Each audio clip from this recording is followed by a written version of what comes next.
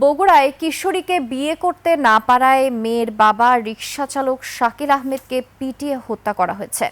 শনিবার দুপুরে শহরের ফুলবাড়ি এলাকায় করতোয়া নদীর ঘাটে এই হত্যাকাণ্ড ঘটে।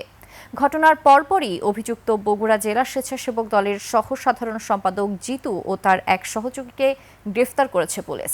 একই সঙ্গে দল থেকেও আজীবন বহিষ্কার করা হয়েছে তাকে। বগুড়া প্রতিনিধি আবুল কালাম আজাদের তথ্য ছবিতে দেখুন ডেস্ক রিপোর্ট। জীবন অবাক না করলে কে করবে? 28% মিল্ক ফ্যাটের অবাক করার সাথে ফ্রেশ মিল্ক পাউডার। জীবন অবাক করুক প্রতিদিন। বগুড়া জেলা স্বেচ্ছাসেবক দলের নেতা জিতু বেশ কিছুদিন ধরে শহরের রিকশা চালক শাকিলের অপ্রাপ্তবয়স্ক মেয়েকে বিয়ের প্রস্তাব দেয়। রাজি না হয় শাকিলের সাথে বিরোধ সৃষ্টি হয় জিতুর।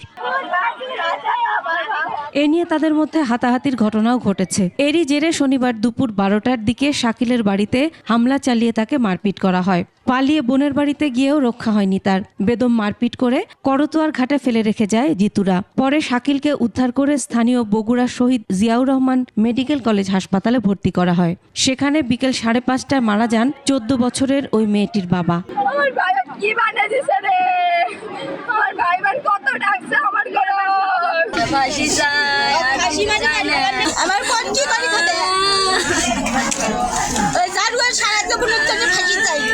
আমার ছোলক নদীর ঘাটত লিয়ে যায় মারতে মারতে আমার ছোলক মারে ফেলে দিছে। ওরা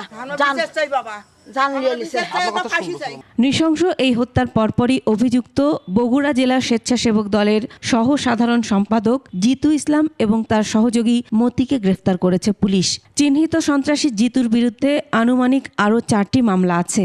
নিহত শাকিল আহমেদ বগুড়া শহরের শিবহাটি শাহী মসজিদ এলাকায় ভাড়াটিয়া হিসেবে বসবাস করতেন। মূল আসামি জিতুকে অলরেডি আমরা গ্রেপ্তার করেছি, সঙ্গে আরেকজনকে আমরা গ্রেপ্তার করেছি। আমরা তথ্য যাচাই বাছাই করছি সে ঘটনার সাথে জড়িত কিনা। যদি ঘটনার সাথে জড়িত থাকে তাকেও আমরা গ্রেপ্তার দেখাবো। এদিকে গত রাতেই কেন্দ্রীয় স্বেচ্ছাসেবক দল এবং জেলা স্বেচ্ছাসেবক দল থেকে জিতু ইসলামকে আজীবন বহিষ্কার করা হয়।